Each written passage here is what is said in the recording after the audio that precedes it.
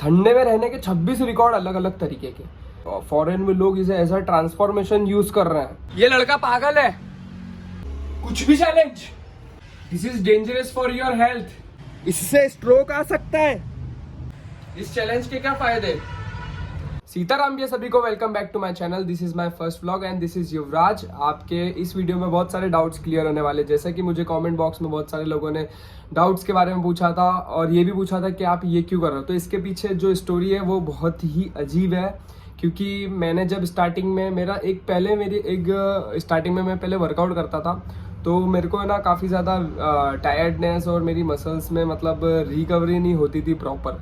तो मेरा एक दोस्त था, उसने ना मुझे बोला था कि भाई तू है ना एक काम कर, आइस बात ले, एक बार आइस बात ट्राई कर। मैं पहले हकीकत एक बात बताना चाहता हूँ। पहले मैं गर्म पानी से रेगुलर नहाता था और मेरा उससे यही क्वेश्चन था कि भाई अगर मैं आइस बात लूँगा तो कहीं बीमार तो नहीं पड़ जाऊँगा। मेरे बहुत सारे ऐसे डाउट्स थे। तो उसने बोला नहीं मैंने एक बार लिया, ऐसा कुछ भी नहीं है। और ज़्यादा किसी को इसके बारे में मतलब नॉलेज था नहीं, ना मेरे फ्रेंड्स को किसी के बारे इस चीज़ के बारे में नॉलेज था और ना ही, बस उसने कह दिया था कि भाई तू ये कर कि आइस बात ले, इससे बहुत ज़्यादा इफेक्ट पड़ता है हमारी बॉडी को, क्योंकि हम एथलीट है, हम ये आइस बात ले सकते हैं और बहुत सारे लोग लेते हैं, मतलब एज ए रिकवरी बहुत सारे लोग आइस बात लेते हैं। तो मैंने फर्स्ट टाइम लिया था आइस बात, उस टाइम पे फर्स्ट टाइम था मेरा। और काफ़ी ज़्यादा मतलब मेरे बॉडी में पेन था और मेरे ग्रोइन पेन था उस टाइम पे मेरे को बहुत ज़्यादा, और हैमस्ट्रिंग में भी मेरे खिंचाव था और बहुत सारी चीज़ें मतलब थी, क्योंकि मैं फुटबॉल खेल रहा था उस टाइम पे। तो मतलब टूर्नामेंट चल रहे थे, तो मेरे बॉडी में वीकनेस भी थी। हाँ, बहुत सारी चीज़ें थी, मतलब मेरे को एक प्रॉपर रिकवरी नहीं मिल पा रही थी। तो मेरे फ्रेंड ने मुझे सजेस्ट किया था कि तू आइस बात ले, एक बार लेके देख ले आइस बात। तो फिर उसके बाद में वो मेरा फर्स्ट टाइम था, जो जिस बात की मैं आपको उस दिन की मैं बात बता रहा हूँ, वो मेरा फर्स्ट टाइम था। फिर मैंने उस दिन आइस बात लिया और मैं लाया था उस टाइम पे। अभी आज तो मैं खुद यकीन नहीं कर सकता कि अभी मैं 40 किलो 50 किलो टप में इजीली बैठ पा रहा हूँ, क्योंकि उस टाइम मैं 20 किलो लाया था और उस टाइम मेरा फर्स्ट टाइम था और मैं 1 मिनट भी प्रॉपर नहीं बैठ पाया था उस टाइम पे। 1 मिनट भी मैं प्रॉपर नहीं बैठ पाया था। फिर मैंने जैसे तैसे करके 1 मिनट बाहर, फिर 1 मिनट अंदर, 1 मिनट बाहर, ऐसे करके 3-4 मिनट निकाल के वो आइस बात मैंने मेरा खत्म करा था। फर्स्ट टाइम का जो मेरा एक्सपीरियंस है वो मैं आपको बता रहा हूँ। ये जर्नी जो स्टार्ट हुई है 100 डेज आइस बात चैलेंज की, ये कैसे हुई है, इसका ये फर्स्ट पार्ट है। और ये आप ध्यान से सुनोगे तो यहीं से आपको पता पड़ेगा, हर सारी चीज़ें आपको, जितने भी आपके डाउट्स है वो सारे हर एक चीज़ में क्लियर होते जाएंगे। ये मैं क्यों कर रहा हूँ, काहे के लिए कर रहा हूँ, जो भी फलाना ढिंका ना A to Z सब कुछ। और फिर उसके बाद में वो टाइम था, फिर हमने उसके बाद में जो मुझे बहुत सारे उसके फ़ायदे मिले थे, कि वो फ़ायदा, सबसे पहला फ़ायदा तो ये था कि उस दिन मुझे बहुत नींद आई थी। मैं उस दिन मतलब मेरा सुबह में 5 साढ़े 5 बजे उठ जाता था और उस दिन मैं उठा था सुबह 9 बजे करीब उठा था। तो मतलब मेरे को नींद बहुत ही सटीक आई थी। सोया था मैं करीब 10:30-11 बजे करीब सो गया था। और फिर ये मेरा सबसे पहला, मेरे को लगा था कि भाई इतनी अच्छी नींद, मतलब कुछ समझ में नहीं आया, मैं सिर्फ सीधा सुबह उठा, मैं इतनी अच्छी नींद आई थी। और फिर उसके बाद में मैंने देखा, ग्राउंड पे गया, काफ़ी ज़्यादा एनर्जेटिक लग रहा था, मतलब मैं वर्कआउट कर रहा था, बहुत ज़्यादा एनर्जेटिक लग रहा था। थकान सी जैसी लगती थी ना रोज़ डेली, कि यार 100% वाला सीन था कि आज मैं 100% दे पाऊंगा कि नहीं, क्योंकि कल इतनी सारी मेहनत की है, आज मैं वो 100% दे पाऊंगा कि नहीं। तो मेरा जो फर्स्ट बार मैंने आइस बात लिया, उसके बाद में सेकंड डे जब मैं वर्कआउट करने गया था मेरे ग्राउंड पे, तो मेरा बहुत अच्छा मतलब परफॉर्मेंस था एज अ वर्कआउट।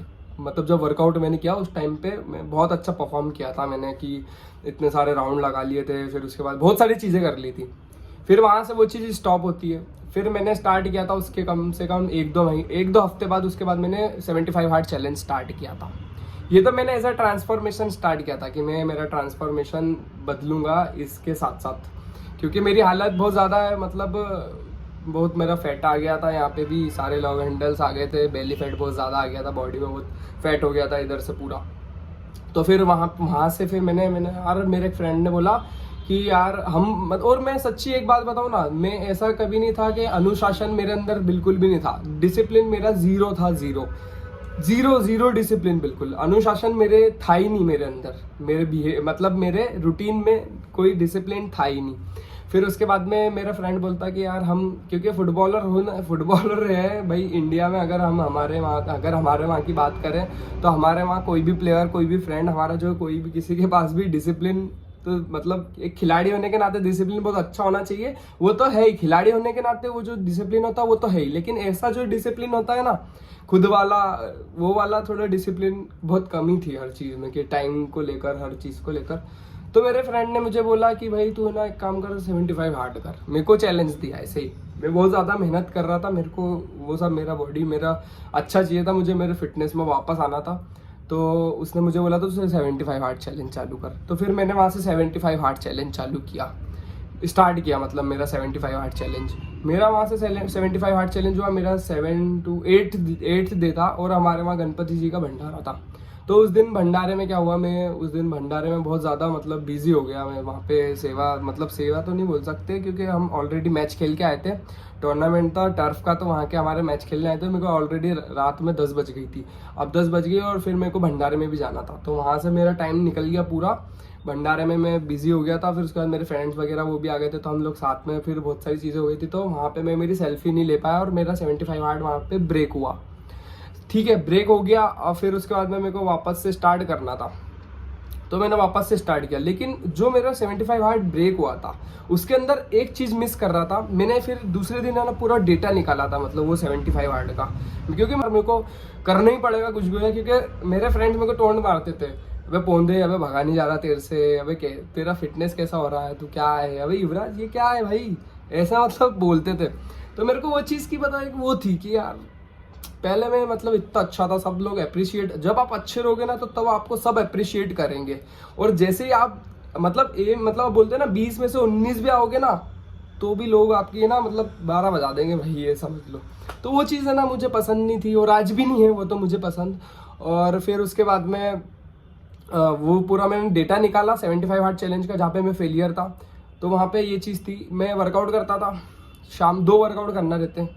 तो ऐसा था कि मैं पहले सुबह ना, जब उस टाइम मैं सुबह जिम का वर्कआउट करता था और शाम को ग्राउंड पे वर्कआउट करता था।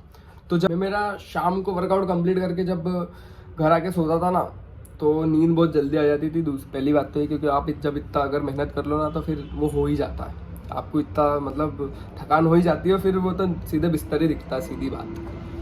फिर उसके बाद में सुबह फिर हम जाते हैं, जैसे आज अगर मैंने 2 वर्कआउट करे 75 हार्ड के, फिर मॉर्निंग में मैं जब जाता तो वहाँ पे मेरे को थोड़ा सा वीक महसूस लगता था, कि मेरा 100% वहाँ नहीं दे पा रहा था मैं।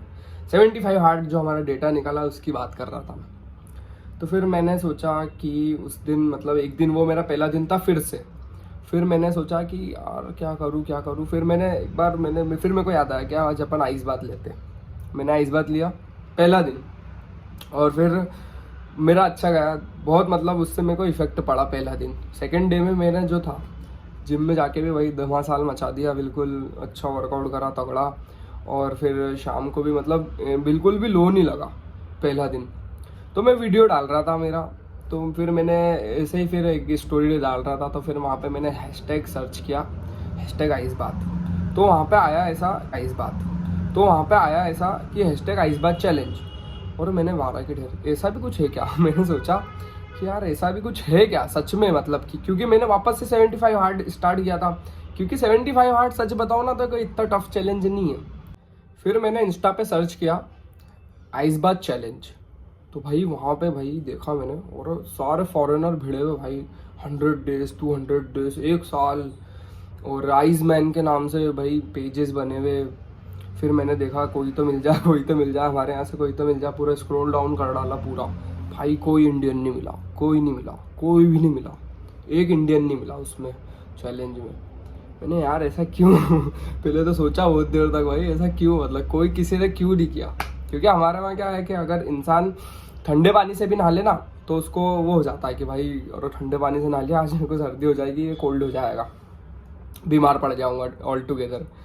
मैंने बहुत ज़्यादा फिर उसके बाद में मैंने ना थोड़ी रिसर्च की थोड़ी सी, कि क्या है ये, एटलीस्ट देखूँ तो सही। तो फिर मेरे सामने एक पेज आया,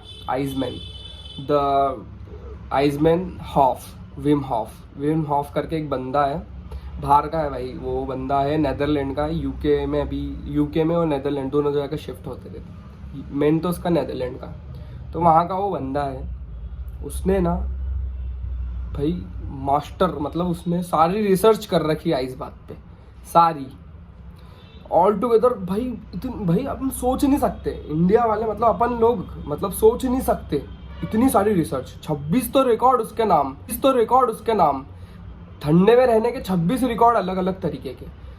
मतलब कोई से ऐसे अंटार्कटिका में जा रहा है, वहाँ पे भाई जाके ना वर्कआउट कर रहा है, रनिंग कर रहा है, ठंड मतलब बर्फ़ के ऊपर दौड़ रहा है आधे घंटे तक, मैराथन के अंदर दौड़ रहा है इतना ज़्यादा नंगे मत बिल्कुल होके, और वहाँ पे जाके बर्फ़ के अंदर भाई आइस बात ले रहा है इतनी देर, और इतने अजीब मैंने रिकॉर्ड्स देखे उसके। और भाई मैं बहुत ज़्यादा इंस्पायर हो गया उससे।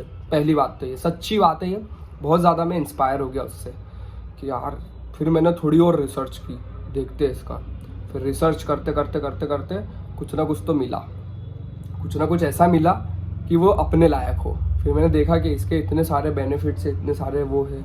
फिर मेरे को जो लोग बोल रहे हैं ना कि आप बीमार पड़ जाओगे, भाई ऐसा कोई सी भी रिसर्च में अभी तक साबित नहीं हुआ है कि आप आइस बात ले रहे हो तो उससे आप बीमार पड़ोगे।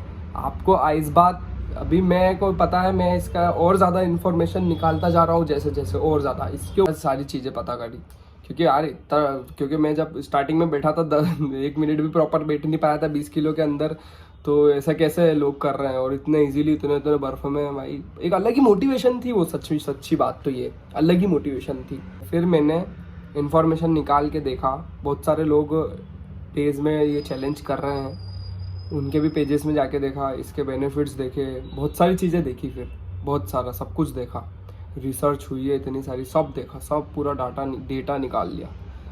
फिर मैंने अब यार क्या करूँ, मैंने भी चालू किया 100 डेज आइस बात चैलेंज लॉन्च किया।